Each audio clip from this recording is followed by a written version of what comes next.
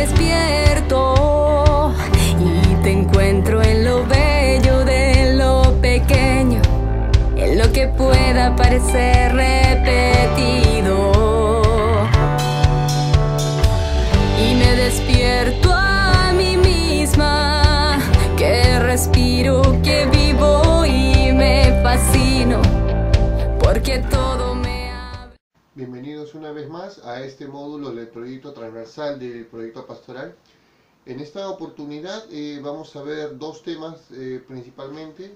El primero es una explicación a la hermenéutica juvenil, basándonos en el círculo hermenéutico, y después vamos a entrar en detalle a lo que viene a ser el desarrollo del esquema o la sesión en el proyecto pastoral, en este caso para su lección divina.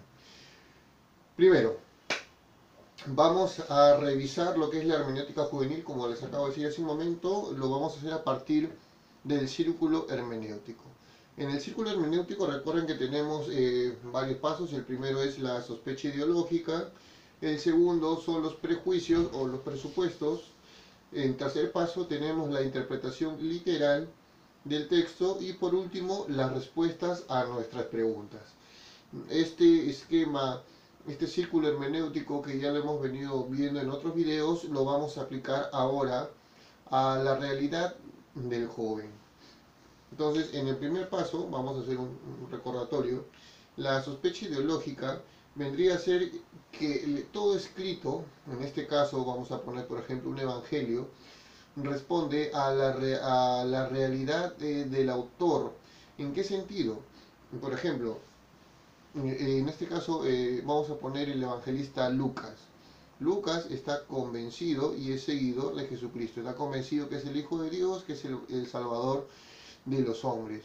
Entonces, lo que Lucas va a escribir acerca de Jesús en su evangelio va a ser precisamente estar a favor de la doctrina, de la enseñanza de Jesús, ¿no? La postura que va a tener Jesús, por ejemplo, en contra de la rigurosidad de los fariseos, es la postura que también va a asumir Lucas, ¿no? Entonces, eso vendría a ser la sospecha ideológica. Es todo escrito es dependiendo muchas veces de la postura o de la creencia del autor. Y aquí, en esta primera etapa, debemos hacernos siempre la pregunta, ¿no? ¿Quién es el autor principal? Dios. ¿Quiénes son el otro autor? En este caso el autor humano son los agiógrafos. Si estamos viendo los evangelios, puede ser Mateo, Lucas, Marcos o Juan. ¿Y qué más? Es hacernos la pregunta también, en esta etapa de la sospecha ideológica, ¿cuál es la postura, por ejemplo, que tiene el evangelista Mateo en su escrito, en su evangelio? Porque eso debemos tenerlo muy en cuenta cuando después vayamos a abordar la lectura de este evangelio. ¿Qué es el tema que quiere recalcar Mateo? Por ejemplo, ¿cuál es la cristología que nos quiere enseñar Lucas o Juan? Es muy importante hacernos esas preguntas. Y en el caso del joven también. El joven ya está en una etapa en la cual puede hacer una reflexión un poco más profunda de lo que puede hacer un niño, y también se le puede plantear estas preguntas para que se lo haga cuando esté frente al texto y antes de leerlo, ¿no? El texto que yo voy a leer, por ejemplo, Evangelio según San Marcos. La pregunta, ¿qué es lo que el autor Marcos o San Marcos me quiere decir? ¿Cuál es la postura de Marcos con respecto a Jesús? ¿No? ¿Qué es lo que Marcos quiere incidir en su evangelio? Esas preguntas nos ayudan a tener una buena sospecha ideológica. En cuanto a los prejuicios y presupuestos, igual, toda persona, en este caso por ejemplo el joven, antes de leer el texto tiene todo su prejuicio o una formación previa antes del texto. Tiene una formación religiosa dada por sus padres, puede ser por el colegio, por la parroquia. Tiene su propia concepción del mundo, posiblemente su propia visión de Dios, ¿no? La persona antes de leer el texto tiene todo un bagaje cultural, tiene todo presupuestos, enseñanzas previas, saberes previos que, como les digo, pueden haberlo recibido de casa, del colegio. En el caso de la interpretación literal, el joven lee el texto y lo afronta, lo interpreta, ¿no? En el caso de la diferencia con un joven a una hermenéutica infantil es que, repito, la lectura debe ser más profunda, más analítica, más crítica, ¿no? Estar mucho al detalle de lo que el texto nos quiere comunicar. El cuarto paso, respuestas a las preguntas. El texto confronta los prejuicios del joven y cambia su manera de pensar.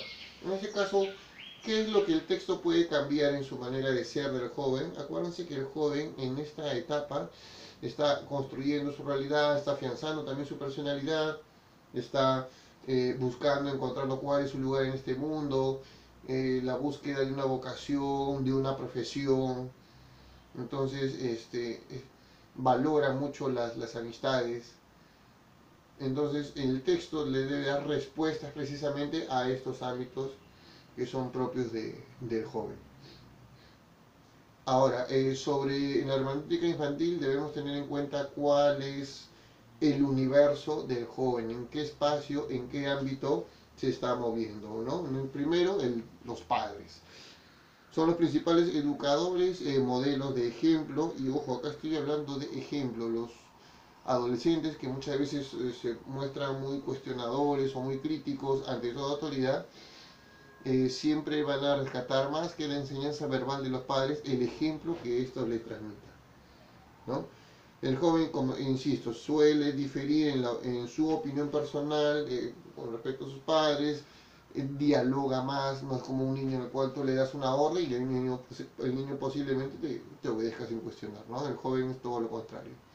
Quiere muchas veces que le justifiques, que le expliques el porqué de una norma, de un mandato, ¿no? En ese sentido es más dialogal. En cuanto a la familia, son las personas con las cuales ya aprendí a socializar desde niño, es su espacio seguro, ¿no? Donde ha construido relaciones desde muy niño, hermanos, tíos, primos. Repito, es el espacio acá donde también aprende a madurar y es su espacio seguro. En esta etapa, también dentro del universo del joven hay que tener en cuenta su enamorado o enamorada que tiene, ¿no? Es la persona que posiblemente a nivel afectivo sea una de las más importantes, ¿no? Después de papá y mamá, yo creo que el joven en esta etapa que necesita afianzar también su sexualidad, su afectividad, el enamorado o la enamorada es muy importante en esta etapa. Los estudios, ¿no? Muchos jóvenes en busca tal vez de empezar una carrera de estudios, en búsqueda de su vocación. Esta etapa es muy importante y que el texto también debería iluminar esta dimensión del estudio, de lo académico. Insisto una vez más, la búsqueda de la vocación, la búsqueda de cuál es su lugar en el mundo. Los amigos también son el grupo en el que más socializa después de la familia y se identifica, ya que a los amigos lo escoge la persona, el joven los escoge, ¿no? La familia no se escoge, pero los amigos sí. Entonces también es un grupo donde el joven va madurando y va aprendiendo cómo relacionarse. Entonces, en general, estos son los pasos que deberían tener en cuenta cuando realizan una hermenéutica infantil. Insisto, tener en cuenta la vocación, ¿no? Que todas las lecciones divinas que puedan realizar orientado al joven debe servir para que el joven busque y descubra cuál es su vocación en este mundo. Otro de los temas que también son importantes junto con el tema de vocación es el tema del liderazgo, ¿no? Que el mismo texto bíblico tiene que iluminar al joven para que pueda descubrir sus capacidades de liderazgo, ¿no? Y en este caso un liderazgo cristiano, ¿no? El joven debe tener como modelo de líder a Jesús. Y esto es uno de los aspectos que los jóvenes valoran mucho en esta etapa de formación. Búsqueda de identidad, de vocación y referentes de liderazgo. Creo yo de que en esta etapa, si ustedes se abocan a estos puntos, va a ser lo más acertado y los jóvenes se van a identificar, van a tener más interés con las propuestas de lección que tienen, ¿no? Y repito, ya más adelante cuando tratemos el término de hermenéutica en los adultos, vamos a ver que son otras temáticas lo que el adulto le interesa, ¿no? Con el adulto ya no es la búsqueda de la vocación, ¿no? En este caso ya el adulto ya ha pasado, ha superado esa etapa y se encuentra en otra, ¿no? La reflexión, maduración, evaluación de su vida, ¿no? Lo vamos a ver más adelante. Entonces, insisto, para que quede claro, en la hermenéutica juvenil, independientemente de los textos que puedan escoger, siguiendo esta estructura de la hermenéutica, ¿no? Sospecha ideológica, los prejuicios, los saberes previos que tiene el adolescente, el tema de la interpretación del texto, ¿no? Y las respuestas que el joven debe encontrar para su vida, principalmente vocación, ¿no? O reafirmación también de identidad y liderazgo. Y también deben estar preparados, ¿no? Que el joven siempre es muy cuestionador, ¿no? Incluso si realizan una lección divina con jóvenes, no se sorprendan que a veces nosotros podemos asumir ciertas cosas de la fe, ¿no? Sin embargo el joven te lo puede cuestionar en ese momento. Entonces hay que tener mucha paciencia, saber entender las búsquedas que el joven tiene a través de preguntas que para nosotros puede ser, no digo que siempre, pero puede ser que sean preguntas que nosotros ya las hemos superado, ya hemos encontrado una respuesta, pero el joven todavía se encuentra en esa búsqueda. Entonces, tener en cuenta, como les digo, los prejuicios, porque es a partir de los prejuicios, de los saberes previos, que el joven muchas veces nos va a hacer preguntas, nos va a cuestionar, ¿no? Si el joven viene de una realidad en la cual hay violencia familiar, y tú le planteas un Dios que es papá, por ejemplo, la imagen de padre que él tiene, pues no es la más idónea como para que pueda relacionar esa imagen de Dios con la figura paterna, ¿no? Y puede ser también una excusa para un cuestionamiento. Entonces, por eso no vayamos a cometer el error de asumir que el joven ya sabe ciertas cosas de la fe, asumir que tal vez venga de una familia que es mamá, papá, hermanos. Nunca hay que asumir en el tema de la oración con la lección divina cuando estás con grupos específicos, ¿no? Entonces, más que asumir, también es bueno de antemano conocer el grupo con el que estás. Y si no, también a manera de una autoevaluación es preguntar, ¿no? Antes de empezar la lección, ¿no? Es bueno también invitar a que las personas se presenten para poder conocerlas un poco más, ¿no? Y evitar estas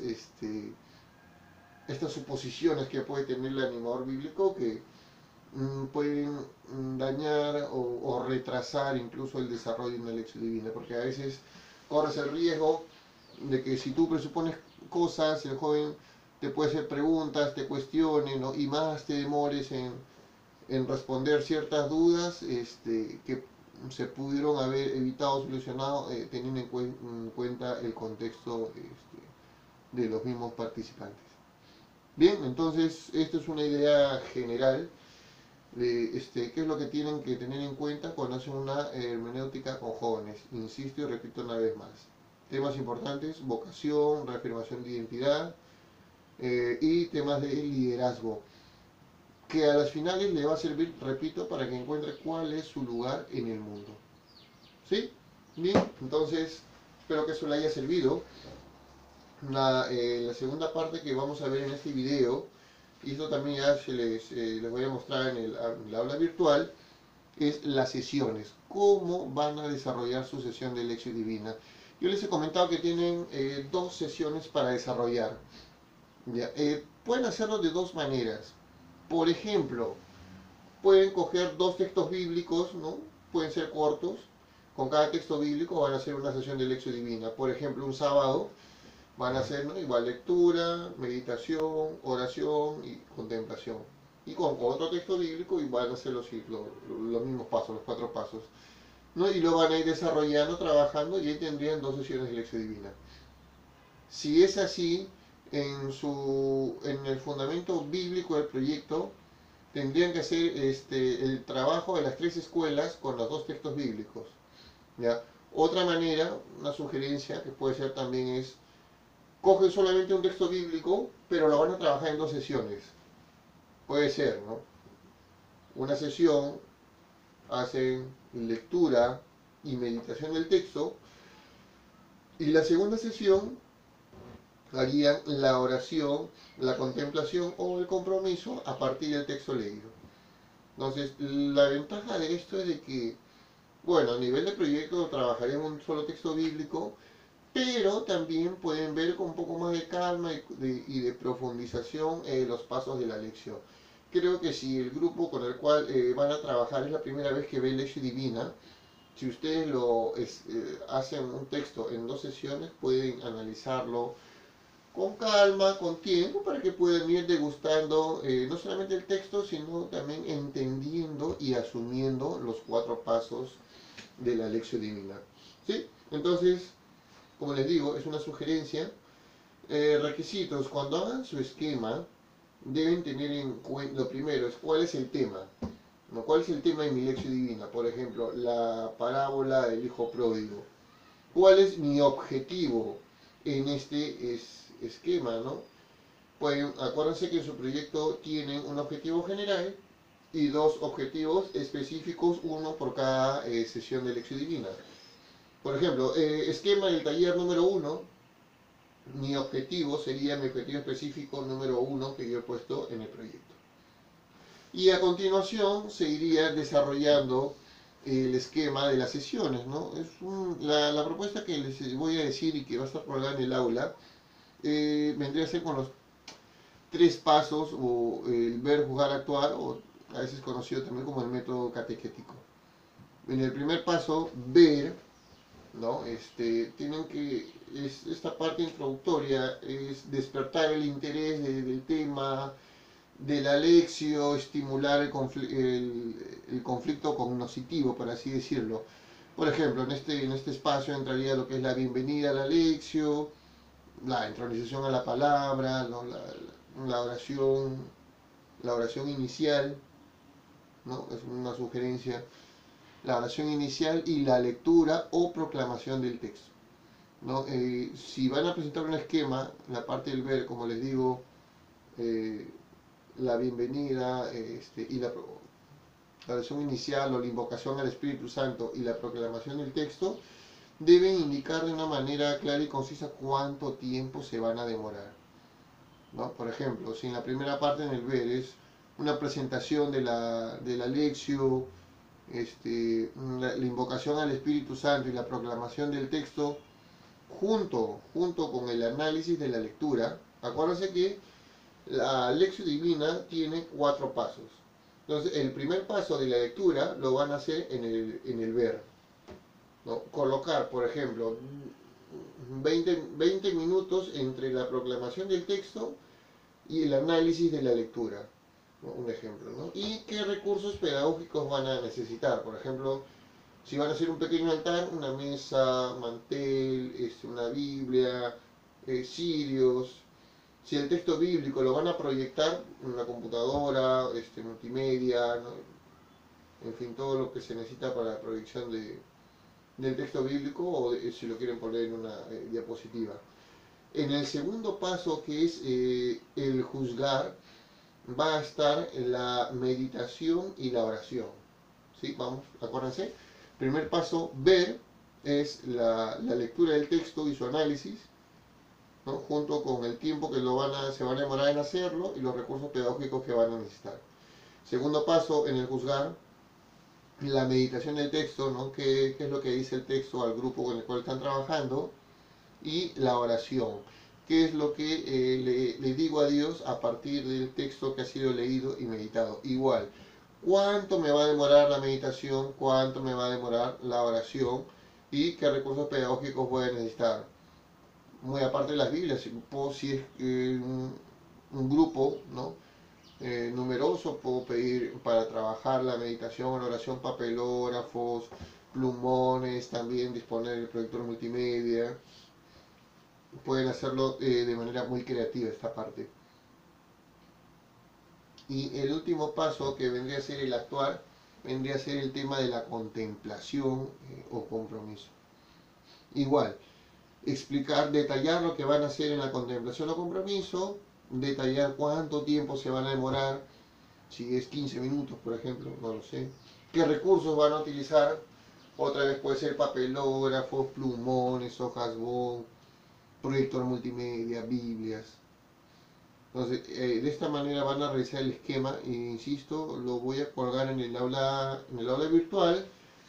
En materiales complementarios va a estar un ejemplo de un esquema para una lección divina. ¿Sí? Entonces va a ser así, ¿no?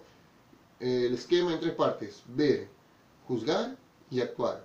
En el primer paso, en el ver, va a ser la invocación al Espíritu Santo, la proclamación del texto y el análisis de la lectura. En el juzgar va a ser la meditación y la oración. Y en el tercer paso, en el actuar, en tu esquema de sesión de lección, sería el último paso de la lección, ¿no? La contemplación o el compromiso. Entonces con eso ya estarían avanzando y ya estarían hasta, diría yo, culminando su proyecto. Acuérdense que el proyecto empieza con el diagnóstico del grupo con el cual ustedes van a trabajar, el planteamiento del problema, ¿no? De ahí vendría el diseño del proyecto, que vendría a ser la elaboración de objetivos, la fundamentación bíblica de su proyecto, que es trabajar las 3 escuelas, ¿no? Con el texto bíblico que van a realizar para su lección divina, y no se olviden la fundamentación a partir del magisterio. En este caso, yo incluso les envío por correo la fundamentación del magisterio. Para su proyecto pueden utilizar los textos sobre la animación bíblica y la pastoral, que está en Aparecida, la Verbum Domini, que está en una separata, en un archivo que colgué en el material del módulo transversal, que lo indiqué en el correo también cómo pueden acceder para que lo descarguen. O por ejemplo también, si ustedes van a trabajar por ejemplo con jóvenes, es encontrar algún texto del magisterio, incluso puede ser un discurso de un papa en el cual le habla a los jóvenes, o la importancia de los jóvenes en la iglesia, igual lo pueden citar en su proyecto. Esto sería la fundamentación del magisterio. Fundamentación bíblica, trabajar las 3 escuelas con el texto bíblico. Fundamentación del magisterio es poder citar Aparecida, la Verbum Domini, para lo que es la Aparecida, o si trabajan con niños, buscar algún texto del magisterio que esté relacionado con la niñez. Igual, si es para adultos, igual, lo mismo, un texto del magisterio de la iglesia que habla acerca de la importancia de la formación en la fe, de la palabra de Dios en la vida del adulto. Y bueno, con eso creo que ya hemos avanzado bastante en este video, ¿sí? Acuérdense de los pasos que hemos estado viendo, y a todo eso, que termina con la fundamentación del magisterio que les he dicho, va a ir este último paso, que vendría a ser el desarrollo de la sesión, ¿no? Van a presentar un esquema o 2 esquemas serían, ¿no? Uno por cada jornada, son 2, acuérdense. Y por ejemplo, si en su esquema ustedes están poniendo para la parte del ver, ¿no? Proclamación del texto bíblico, se va a trabajar tales preguntas. Entonces ustedes, muy aparte del esquema, tienen que desarrollar una ficha de trabajo para la persona que va a participar de la lección divina, ¿no? Si ustedes van a poner una oración inicial, van a plantear preguntas para la lección divina, eso debe estar en una ficha para que lo tenga la persona que va a participar. Si ustedes van a poner una canción dentro del material complementario al proyecto, pueden poner la letra de la canción, pueden poner, incluso entregarme un CD, un DVD quemado con las canciones, animaciones que tengan. O sea, no solamente es la presentación, por ejemplo, ¿no? No solamente es la presentación de un esquema, así como les estoy mostrando en pantalla, y que se los voy a colgar uno parecido en el aula virtual. No solo presentar un esquema de lo que van a trabajar, es también realizar unas fichas o separatas de lo que ustedes están proponiendo. ¿Sí? Entonces, espero que, insisto, que con esto hayamos podido resolver algunas dudas que tengan. Cualquier consulta igual pueden comunicarse con Zubicaín. Voy a estar subiendo los materiales de hermenéutica para jóvenes y el tema de la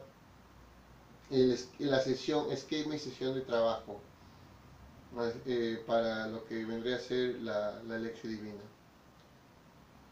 Estamos para ayudarlos, ánimo, ya falta poco. Hay personas que todavía creo que están pendientes en sus avances del diagnóstico, planteamiento de problema. Hay personas que ya están en la fundamentación bíblica. Acuérdense que ya estamos en octubre, ya deben empezar a trabajar su esquema o sesión de proyecto. Espero que tengan un buen día y que Dios los bendiga. Hasta pronto.